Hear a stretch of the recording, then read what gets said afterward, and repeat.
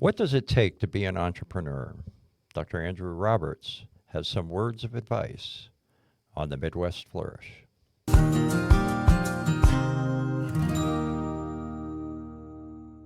Greetings, I'm Rick Farrant, and I'm your host for the Midwest Flourish. And today our guest is Dr. Andrew Roberts, who is chair of the leadership team of SCORE in Northeast Indiana. Welcome, Andrew. Thank you. Pleasure to be here.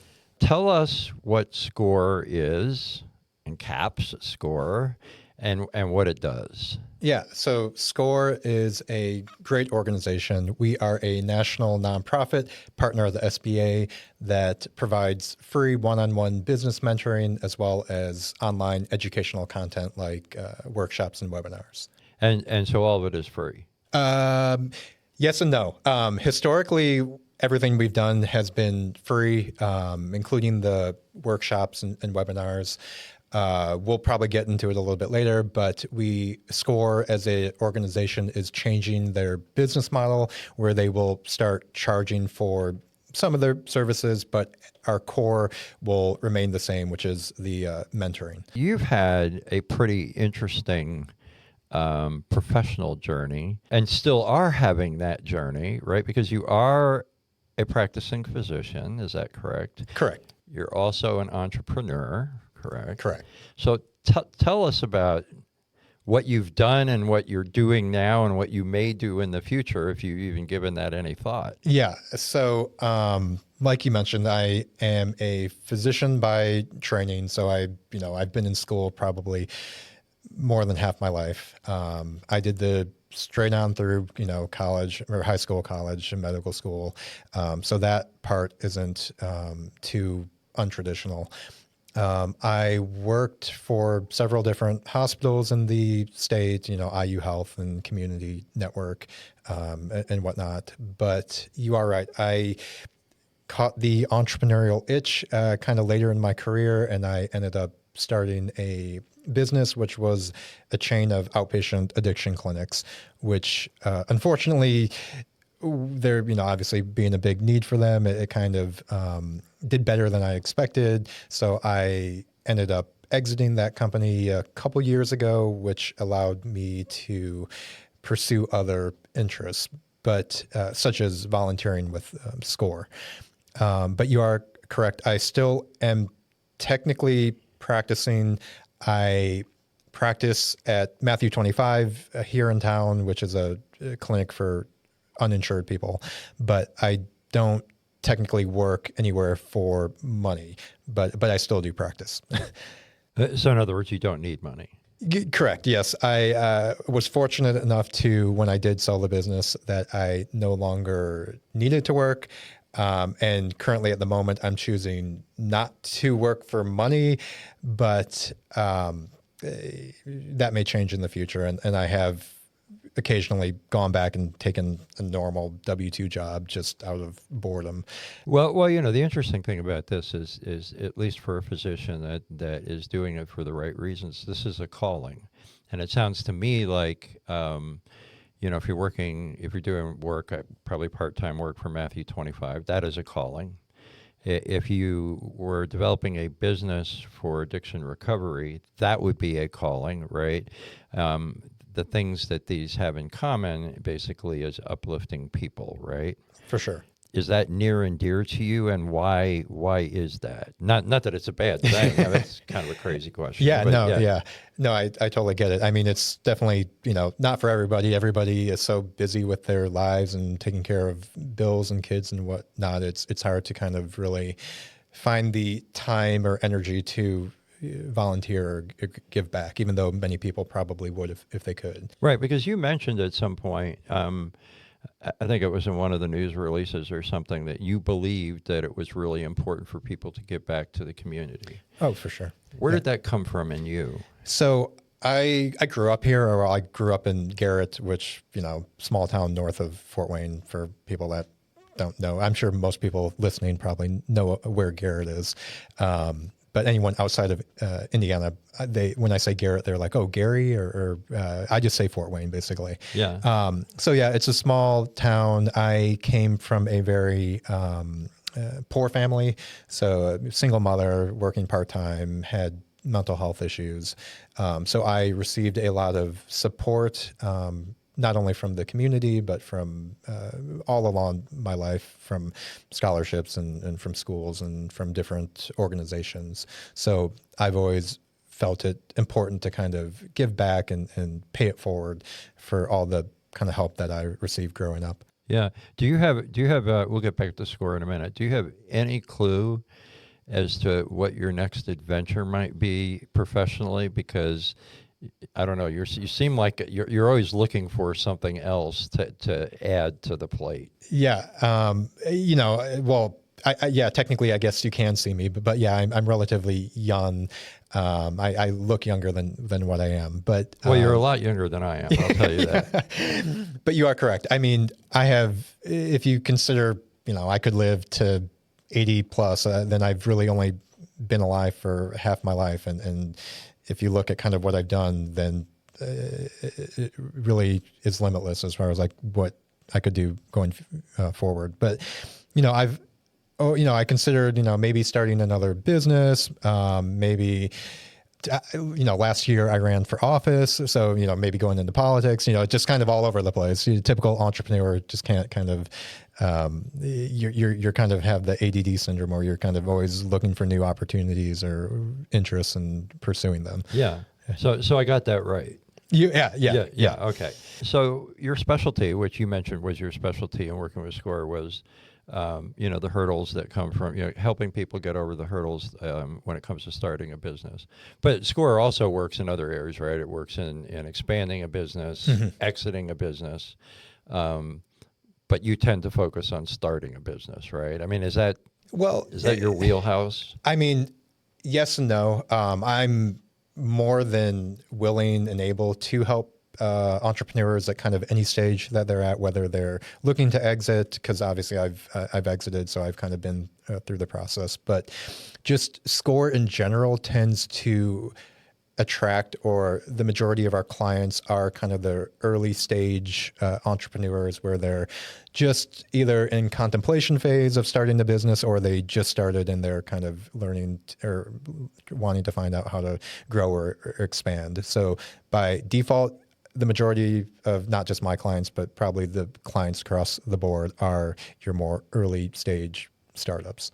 And what are some of the hurdles that either you've witnessed through SCORE or witnessed personally when you've started a business? What are some of the chief challenges that people face? There are obviously many.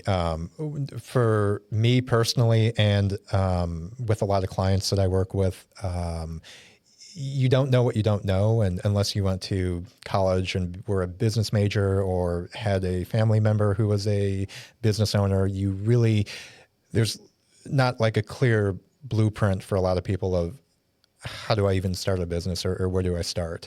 And even though you may be doing everything right, you have nobody really, unless you contact SCORE, you have no one really telling you like, am I doing everything correctly, or am I doing everything that I should be doing? Like I said, I've been in school probably more than half my life, and during all the time in school, I didn't have like a single business class or course. So which is sad, because, a lot of doctors who go into private practice, they are essentially business owners. So not providing that background or knowledge is kind of a shame. But some of the big problems kind of across the board when I talk to clients is, it obviously takes money to make money, and usually a lot of people don't have a pile of cash that they're sitting on. So funding becomes a major issue as far as where they're going to get the money to start their idea, start their business. And then kind of, like I said, navigating all the regulatory hurdles as far as registering your LLC and EIN and getting all the right insurances and whatnot. They just don't know what they need or how to go about it. And what else is involved in it? Really, I mean, it sounds and it seems complex, but really at the end of the day, starting the business, once you know how to do it, is fairly simple. I mean, really, you don't even need to legally or form an LLC. You could just be a sole proprietor and just hang a shingle and declare yourself a business. But I would imagine one of the things in starting a business, because I've heard this, I'm not an entrepreneur. I am risk averse, and that's just not something that I think I could do it. Don't want to. But it would seem to me that one of the things that's really important in starting a business is there a market? I'm going to guess that may come up a lot, where somebody may have some really good idea, and after further discussion and research, hopefully, they discover that the market's not that great. Yes, you are absolutely. You hit the nail on the head. They even have a term for it. I don't even. It's like inventor's bias or owner's bias. But yeah, everybody comes to me with like they think they have like the next Uber or whatnot, and without really evaluating whether the product or service that they have is going to fulfill a need or is wanted. And if you don't have any clients or customers, you're not going to be in business. Yeah. So that is probably step one, is figuring out, are they solving the problem? And, I'm sure starting a business is trying and difficult and challenging in any kind of environment, but we're now in this really interesting business environment, economic environment, where so many parts of our economy are uncertain, like really uncertain. As well as, I could throw a lot of things into this basket, as well as I think there's a question as to whether data that we're going to start receiving from the economy, whether it's at the federal level or it's a state level, I think is potentially going to be questionable, right? Like, is it going to be true based data, or is it going to have some partisanship to it? And data becomes important, right, in a business, because we use data and figures, right, to determine, strategy, right, for all kinds of things. Is it still rewarding? Could it still be rewarding for someone in the present environment to start a business, or is it just too darn dangerous? So yeah, you unpacked a lot there. You are correct. I did. I'm sorry. We are in a very uncertain time. I hate to use the word unprecedented, but yeah. Going along with the data, obviously we're in a government shutdown right now. So a lot of the agencies like the Bureau of Labor Statistics aren't able to collect the data on, unemployment or stuff like that. But that being said, obviously the shutdown's eventually going to end and we'll start collecting data. But we have kind of gotten into this more, like you mentioned, partisanship divide, where at the whim of kind of different administrations, you can kind of put in the people that are going to do and say what you want them to. And so it's always going to make, skew numbers. I've even seen this in healthcare, where it's supposed to be, nonpartisan, and I'm not even going to get into, RFK Jr. and kind of some of the decisions or kind of what the current administration. No, that'd be fascinating if you did, but it's okay if you don't get into that. No, but I guess my point is that, I view information, being a former journalist, as I want it to be as close to the facts, so that I can make informed decisions just about my personal life, right? Mm-hmm. And I just get this feeling that we're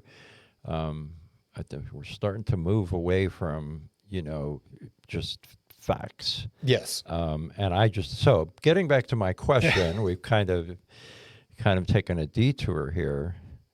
Is this like a good time to be thinking about starting a business with so much uncertainty? Yeah, that's, and like you mentioned earlier, to be an entrepreneur, you have to be somewhat of a risk taker. It's risky to put a lot of time, effort, and often usually money into a venture that very well could fail. And I've heard from someone that the majority of successful companies that we know today were formed during times of uncertainty or recession. Well, actually, some did quite well. I mean, they could capitalize on times of uncertainty. Yes, yes. Like Microsoft, Airbnb, some of the big household names. So you're probably never going to find the exact right time to start a business where all the conditions favor you, and there's no better time than today to start one. I always say, when there's a will, there's a way. So don't let all the uncertainty and politics and all that kind of get in the way of what you want to do and your goals, because other people are able to navigate it. So there's no reason you can't either, especially with the help of someone like you. Yeah, at SCORE. Yeah, or SCORE. Yeah. From a purely character standpoint, what kind of intrinsic qualities should a person have to be a successful entrepreneur? Yeah, so that kind of goes to the age-old question of, can entrepreneurship be taught, or are you born an entrepreneur? And I feel it's a little bit of both. So we already touched on one important quality of a successful entrepreneur. You have to be willing to take risks. If you aren't, you aren't going to be successful. You probably won't even get started if you aren't willing to take risks. But other very important qualities are, one, you have to be very resilient. Entrepreneurship is no easy ride. There's lots of ups and downs, and when the downs, many times you're going to feel like you can't do it or you want to give up. But that's just a normal part of being a business owner. So if you aren't resilient, you, again, aren't going to be, a successful entrepreneur, but probably just not in business in general. And then you also have to be very adaptable. As a business owner, you're going to face many different obstacles, challenges. You're going to probably have to pivot multiple times. But if you're very rigid in your thinking, then that doesn't lean too well to being at least a successful entrepreneur. Yeah. And so some entrepreneurs, or some people who look at entrepreneurship, they are dreamers. So how do you encourage somebody to get past the dreamer stage, which doesn't always bring fruits, right? Mm-hmm. Am I right about that? Right. Somebody has this dream, but they haven't really thought it out. Mm-hmm. You are completely correct. I meet a lot of entrepreneurs who are the dreamer or the visionary, which is somewhat of an important quality. I mean, you have to have somewhat of a vision to start and grow a business, but you also need to have a doer, or someone that can get stuff done. Someone who's a little pragmatic, right? Exactly. More than you are, yeah. Yeah. So the best entrepreneurs are ones that kind of have both qualities. They're a dreamer and a doer. They are good at kind of nuts and bolts and getting in the weeds instead of being looking at everything from a 30,000-foot view. And unfortunately, a lot of my time spent mentoring clients is often reeling them in, or trying maybe even dissuading them from going into business based on what they're telling me, which I find just as valuable as helping someone get into business and not making a huge mistake. Yeah. What do you personally get out of being a mentor? And I guess as the chair, being somewhat of an administrator, I guess, of sorts at SCORE, how is this feeding your wandering soul? Yeah. So, when I guess you could say retired and was looking to fill my time and purpose. Oh, you're too young. Stop. You're too young to retire. Yeah. I hate using that word. I usually say semi-retired, or I work full time. I just don't get paid for it. Yeah. But Of all the different, of which there are many different, volunteer opportunities, organizations, which are great. I have found SCORE to be one of the, if not the most kind of fulfilling opportunity. It's great if you can volunteer at a soup kitchen and go there an hour a month or a week and whatnot, but it's more kind of passive. Really, as a mentor for SCORE, I get to use all my knowledge that I've gained through experience, and it kind of scratches all the different itches as far as interacting with people. And you really feel like you're making a difference or helping them, as opposed to some of the other opportunities or organizations that I am or could take a part of. I'd say. Obviously I have a passion for entrepreneurship and business, so that helps. But it really is much more fulfilling than many of the other different opportunities available. Yeah, but and yet, as you said, you had a business that helped with addiction recovery, which is sort of a different sort of way of helping out. That's not so much business. That's more about getting somebody on the straight and narrow. And they're not in the same bucket. They aren't. Yeah. So SCORE is not the only organization I'm involved with. I'm involved with the Rotary Club, which is a very philanthropic organization. I tend to join all these different clubs where the majority of the other members skew a little bit older. I'm like the youngest one at all these different places, but and Matthew 25, which so Matthew 25 is not in the same bucket either as the other, where you're really helping people in need. Mm-hmm. So yeah, I like to help people in many different aspects of life, not just their starting the business, but in healthcare at Matthew 25, and Rotary Club does a whole bunch of different philanthropic kind of outreach and activities. Many moons ago, I belonged to Rotary. No, it was many moons ago. Yeah. So you have talked about one. So the SCORE volunteers. I had always been under the impression that most of the SCORE volunteers were retired. Yet I did take a look at some of the SCORE volunteers you have now, and some don't appear to be retired or entirely retired. So is it a mix between those who are retired and those who still may have occupations? Yeah. So back in the day, SCORE used to mean Service Corps of Retired Executives, hence why the majority of the members... Oh, thank you. You gave me the acronym, right? Yeah. Service Corps of Retired Executives.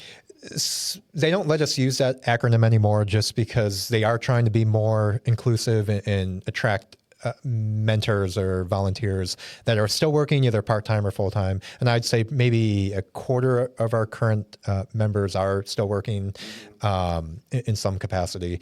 But still the majority are, like I said, skew a little bit older, and they are technically retired.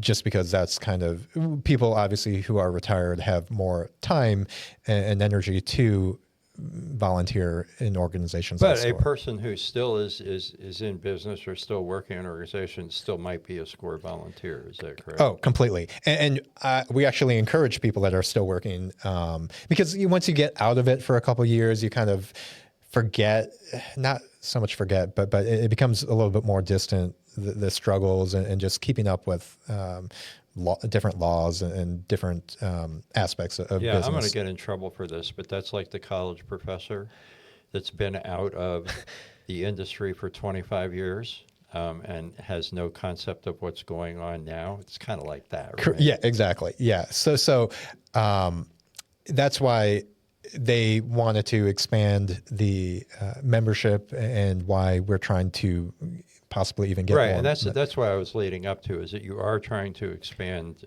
the number of mentors that you have, right? Completely, yeah. Not just at our chapter, but nationwide.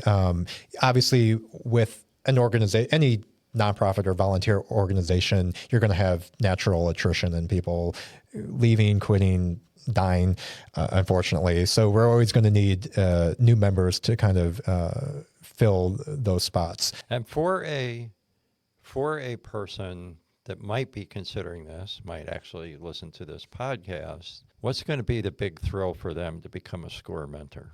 So in addition to kind of... other than what you've mentioned Yes. about you personally. Yes. So being a SCORE mentor not only is a great way to get back to the community and grow the business entrepreneurial community that you live in, but also it's very rewarding for you as a mentor.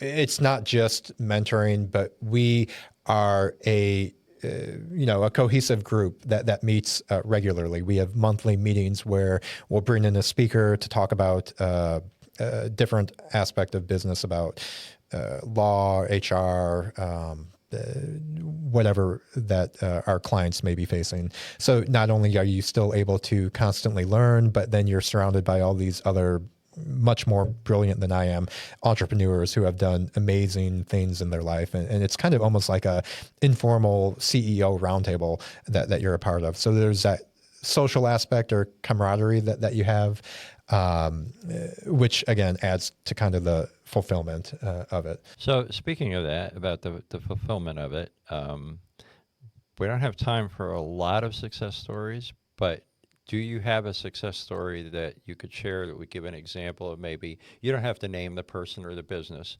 but that somebody or some entity that you mentored that wound up being a success, which I assume that if you mentor somebody and they're successful, that kind of makes you feel good. Oh, for sure. Yeah. There's some fulfillment, right? Yeah. Anytime you have a successful client, even though obviously they did the majority of the work, you feel like maybe you had a small part in it. But SCORE, I'll give one example of one of my clients, but SCORE, some of the more well-known clients that we've had is Vera Bradley back in the day was a former SCORE client, Cookie Cottage, Windows, Doors, and Moores. These are kind of the more local, familiar names. Interesting. I wasn't even aware of that. Oh, yeah. Fascinating. Yeah. But I can't claim it. I obviously was not a part of SCORE during those instances. But even in my own clients, I had... For example, I meet with this one individual probably monthly. I have for about a year, and he came to me with a very successful business, but he was looking to kind of take it to the next level and expand or grow. But he kind of was stuck because he was, like most entrepreneurs, kind of doing all the work himself and couldn't look past that. So I kind of helped him look into hiring a sales team or a sales individual to start, so that he could expand his business beyond what he could do himself. Because if he was already maxed out with what he was doing, so there was no way. He was kind of a plateau, a ceiling that he was never going to break unless he looked outside the box and kind of looked to rely on people to do the work, some of the work that he was doing for him.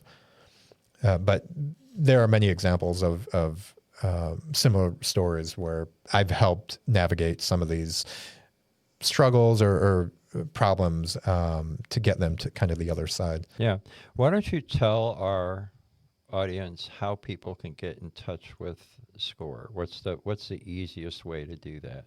So there are many ways to get in contact. The easiest, most common way is like with most things, you go to our website. So that's score.org. There you can either click on become a mentor or become a mentee. That's also where you can go to find all our workshops and webinars, which are all recorded. So even if you don't attend them live, you can always watch them at a future date. You can also call our office, which is, you can Google our local office, or email me or the office directly. And one thing I just wanted to clear up. So the Small Business Administration has been kind of screwy here lately on what it's funding and what it's not funding. Where are you at with funding in the future of SCORE? That is still to be determined. We just found out that we were going to get our funding for fiscal year 25, which was already appropriated, and we were supposed to get, obviously last year. But as far as fiscal year 26, which per the government, started October 1.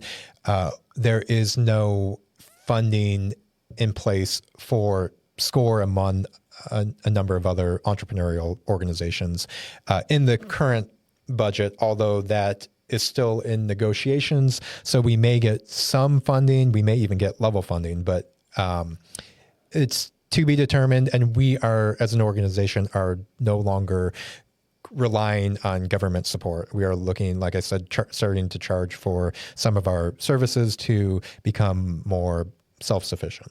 Okay. But there still may be some free services. But like I said, at our core of mentoring, one-on-one free confidential mentoring will, from what I understand, will always remain available. Cool.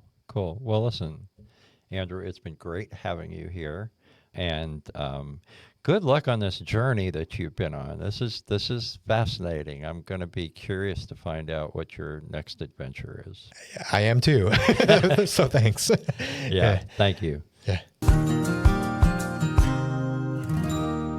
That's a wrap on today's episode of the Midwest Flourish podcast. Want to dig deeper or get involved? Head to marketingthemidwest.com to explore how we can work together to empower your community to flourish. Let's keep the Midwest momentum going and shape the future of our region together.